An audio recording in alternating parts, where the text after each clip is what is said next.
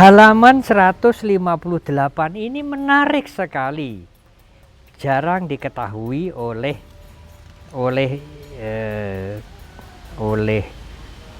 yang sekadar melihat. Pangeran Siddhartha duduk bermeditasi di bawah pohon jambu. Ada yang menerjemahkan kalau India itu jambu itu memang jambu warnanya merah. Ya, di sini orang mengatakan jambu rantai. Di depan loket mendut itu ada. Kalau itu memang waktu musimnya berbuah itu, warnanya pink. Ya. Tetapi di Thailand, Bodhisattva duduk bermeditasi itu waktu ayahnya membajak sawah. Itu di pohon yang di Indonesia, di Jawa disebut pohon duet. Duet atau juwet yang warnanya ungu itu, ya itu. Ya.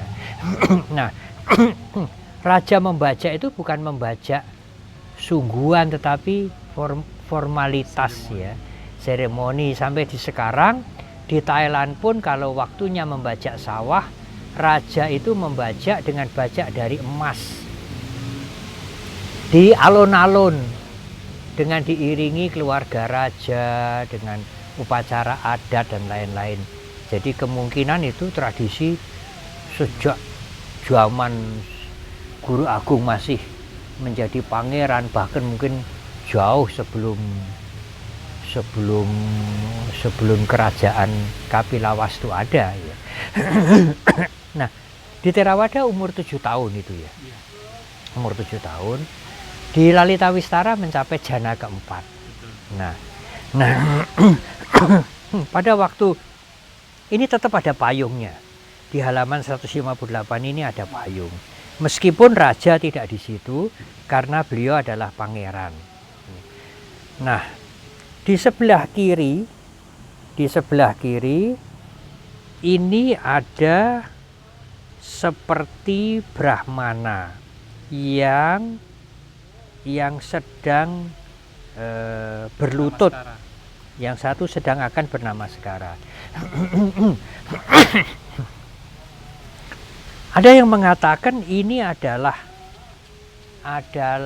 dewa yang menyaru rupa menjadi Brahmana.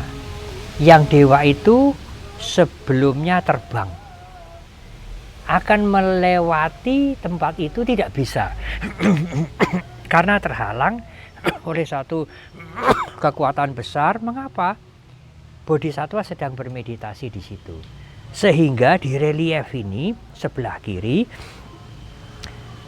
satu peristiwa dipahat 2 kali. Yang pertama di atas itu yang melayang, ada dasar, di bawahnya ada awan, kakinya ditekuk, itu dewa sedang terbang, terhalang oleh area tempat Bodhisattva bermeditasi, sehingga dewa-dewa itu turun memberikan penghormatan. Jadi yang turun memberikan penghormatan berlutut, ada yang akan bernamaskara, dengan yang terbang di atas ini sebetulnya adalah figur yang sama. Jadi terbang, dipahatkan juga, tidak bisa terus. Melihat di bawah ada Bodhisattva, makhluk agung meditasi, turun, dipahatkan lagi.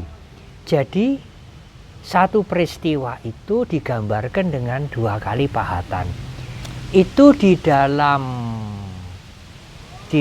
seni memahat disebut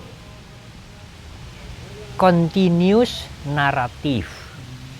Jadi satu panel kejadian itu dipahatkan beberapa kali untuk menunjukkan peristiwa itu terjadi.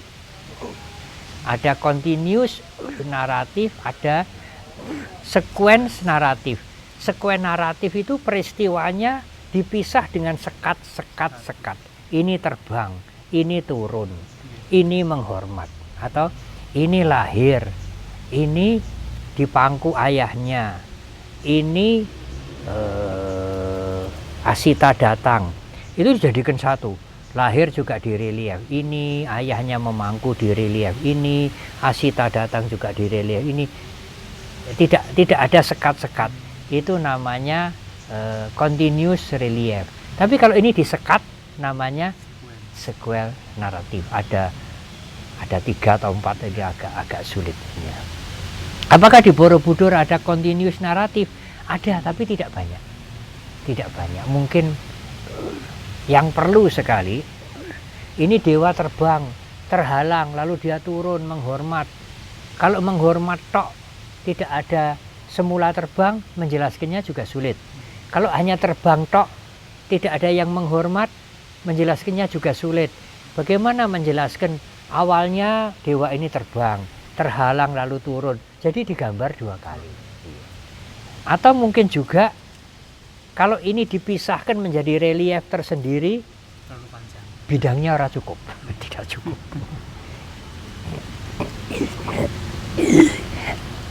Saya pikir dulu ini sudutan apa? Saya pikir.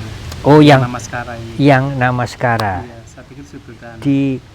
Disebut di sini 5 ini, 5 resi yang 5 terbang. resi ya, 5 resi yang terbang, ya. 5 resi yang terbang ya, bukan dewa yang terbang Ini ya. resi di sini. 5 resi yang terbang ya. Ya, maaf saya salah. 5 resi yang terbang. Ya. 5 resi yang sedang terbang. Iya, Mas. Terbang kebetulan tidak bisa melanjutkan karena ada bodhisattva di situ. Iya. Ya. Mungkin yang mengatakan dewa di buku ini, jadi tidak akurat. Ya. Tetapi kalau ini lebih kepada Lalitawistara. Ya. Saya langsung ke 192. Apa yang ingin saya tunjukkan? Di Lalitawistara itu disebutkan bahwa pada suatu malam,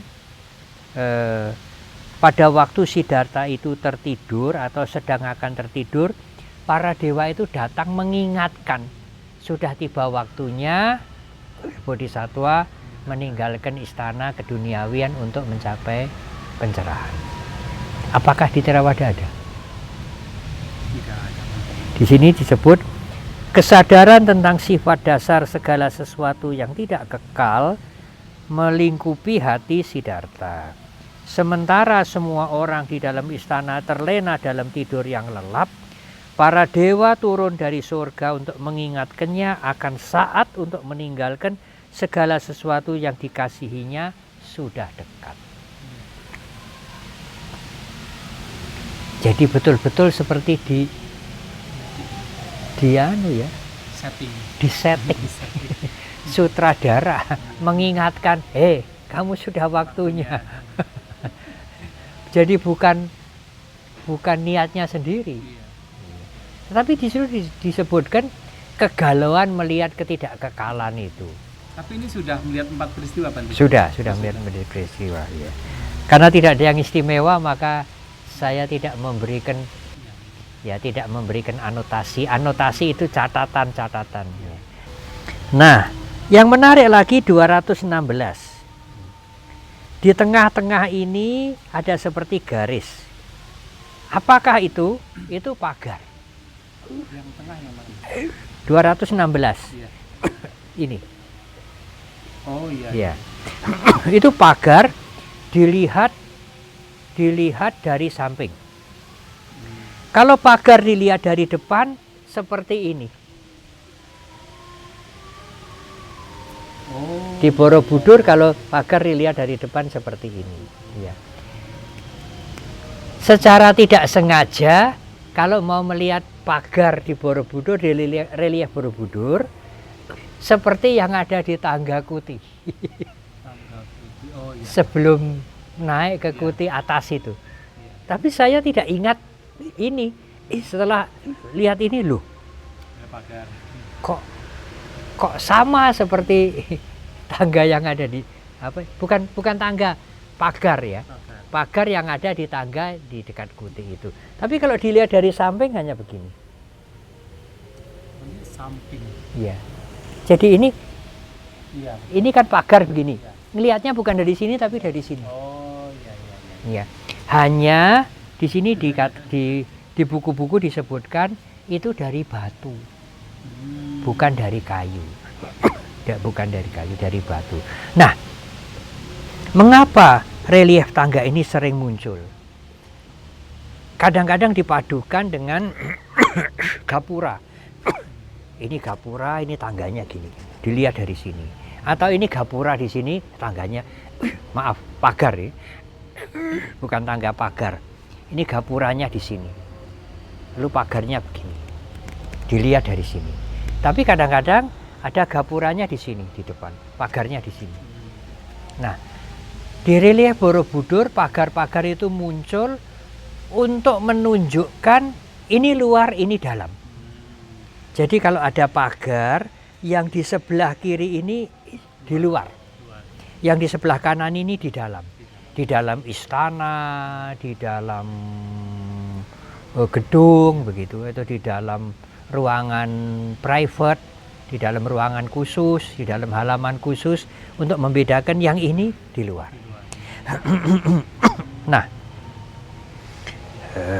Nah, di sini di halaman 217 bisa dilihat. Maaf dulu. Ini apakah yang Bante tadi mengatakan tali, Bante? Ya, saya mau mengatakan itu. Ya, di halaman 217 ini bisa melihat tali untuk naleni kaki supaya tidak capek ya. Nah, ini Raja Lalitasana. Cara duduk raja. Lalitasana. Lalita itu mungkin apa ya?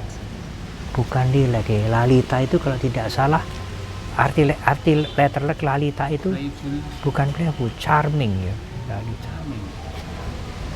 Raja Lalitasana. Lilasana.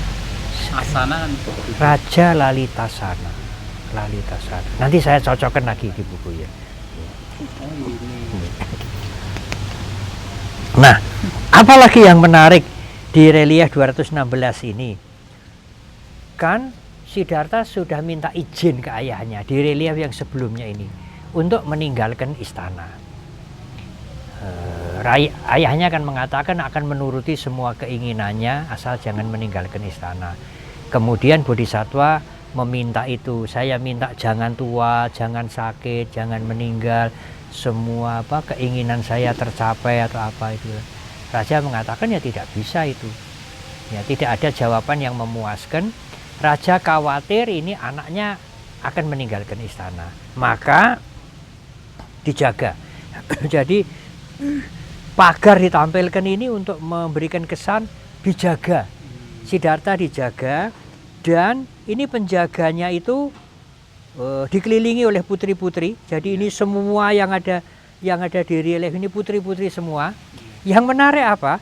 Putri-putri yang menjaga di luar ruangan, di luar pagar ini bawa senjata.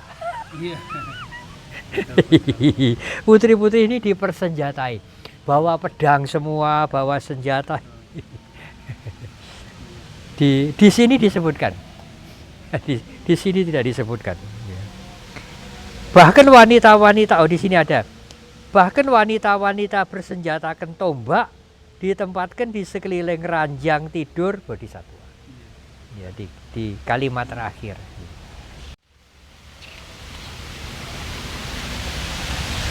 Sekarang halaman 221. 221.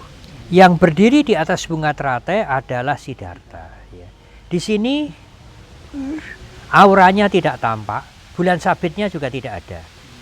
Yang duduk beranjali dengan wajah yang masih jelas, bagus sekali, ini adalah Cana. Ini kudanya. Di belakang kuda yang memakai mahkota berdiri ini Catu Maharajika. Ya, 4 dewa raja yang akan mengiringi Bodhisattva meninggalkan istana. Ini kudanya juga kecil, Bang. Kudanya kecil ya. Ada yang janggal yang ingin saya sampaikan. Ya. Saya tidak mengerti jawabannya. Ya. Kemudian di halaman 223 ini relief ini terkenal sekali. Dan kalau melihat di gambar yang dibuat oleh Dr. Titus Leber ini sangat jelas. Bodhisattva ini wajahnya sangat bagus, indah sekali. sedang akan menaiki kuda. Jadi kakinya beliau itu belum pas menunggang kuda, tetapi baru mau ancang-ancang naik. Saya pikir memang caranya begitu. Bukan. Nah, Ini rancangan. Nah, ini satu-satunya manusia yang mengikuti Siddhartha adalah Cana, yang di belakang memegang ekornya kuda dan membawakan pedang. Ini Cana membawa pedang. Yang lain-lain ini dewa, yang rambutnya panjang ini, yang paling depan bawah itu Yaka. Ini Yaka. Oh iya, Kribo. Ya, yang namanya Kribo. Kok ada payungnya? Nah, itulah. Meskipun tidak ada manusia lain yang membawa payung, yang membawa payung ini dewa. Selain payung, kelengkapan bangsawan pada waktu itu loh, penghalau lalat. Kalau tidak salah namanya itu Wijani. Wijani, kipas. Dalam bahasa, tetapi itu dari bulu itu. Ya. Di Mahayana, biku-biku yang mempunyai posisi kepala wihara, ketua sangga membawa itu. Itu lambang dari biku itu punya position gitu. Nah, apa yang ingin saya tunjukkan di halaman 225,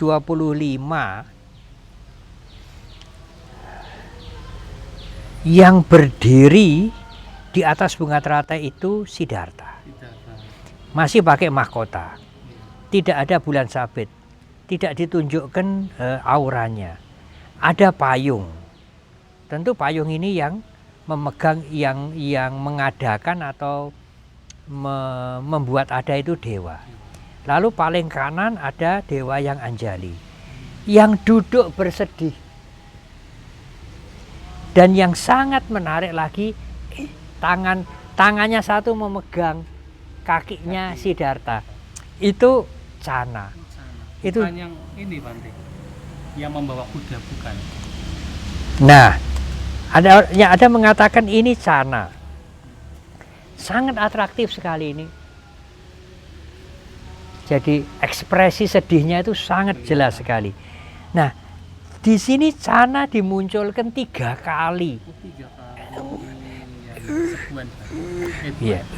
Continuous. Continuous naratif. Yang kedua, Cana membawa pedang. Ya.